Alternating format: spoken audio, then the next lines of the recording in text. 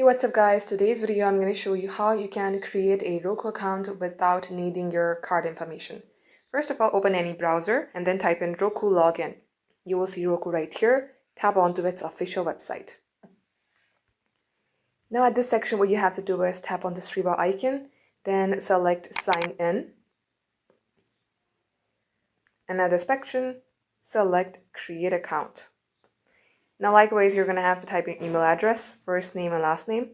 Make sure that your password that you create is strong and mention all of the date of birth correctly. Gender, check all these boxes, then select continue. If you go from this page, you will not be able to see the payment method. I'm going to show you after I log into my account. And as you can see that I'm logged into my account, and as you can also see that I have not yet added any payment method because it says update payment methods.